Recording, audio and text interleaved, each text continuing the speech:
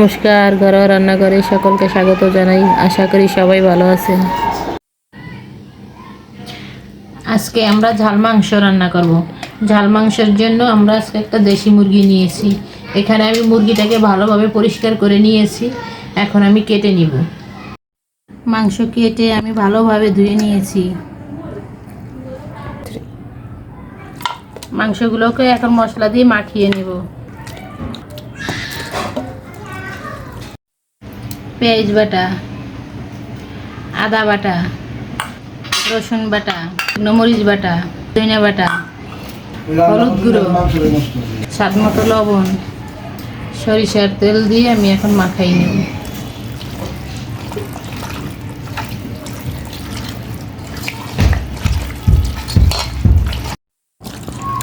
মাংস যত মাখানো ভালো হবে, খেতেও তত স্বাদ হবে। মাংস মাখানোর মধ্যেই সব কিছু। এভাবে দুটো তেজপাতা, সামান্য টক দই,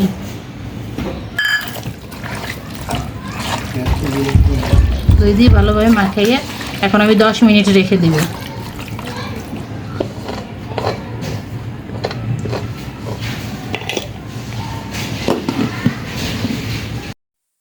দশ মিনিট হয়ে গেছে, এখন আমি চুলায় বসিয়ে দেব।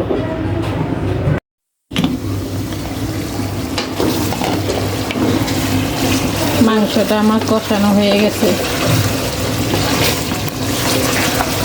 অনেক সুন্দর কালার আসছে। দেশি মুরগি তো, যার কারণে একটু কষাইতে একটু অনেকটা সময় লেগে গেছে।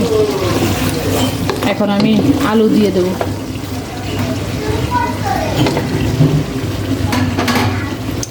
নতুন আলু, তাই আমি আর ভাজি নেই।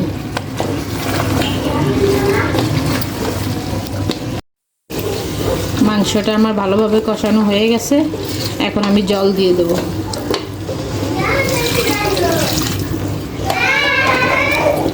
আমি এখানে জলটা গরম জল ব্যবহার করছি, যেহেতু মাংসটা আমি আগেই কষানো হয়ে গেছে, আর কষানো হইতেই আমার মাংসটা সিদ্ধ হয়ে গেছে। এখন শুধু আলুটা সিদ্ধ হওয়ার যতটুকু সময় লাগবে। এখন আমি ঢাকা দিয়ে দেব। আলুটা সিদ্ধ হয়ে গেলে আমার মাংস হয়ে যাবে।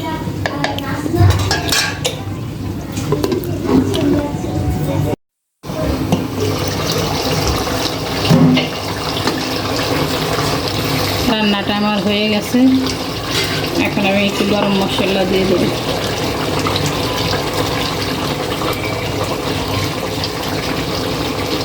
আমার রান্নাটা যদি ভালো লাগে বা না লাগে, তারপরও কিন্তু একটা লাইক দিবেন, আর সাবস্ক্রাইব কিন্তু করবেনই, অনুরোধ রইল। তাতে রান্না আমার ভালো হোক বা না হোক।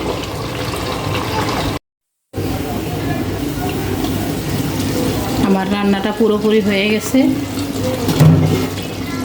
এখন আমি একটু ভাজা জিরা বাটা দিয়ে দেবো।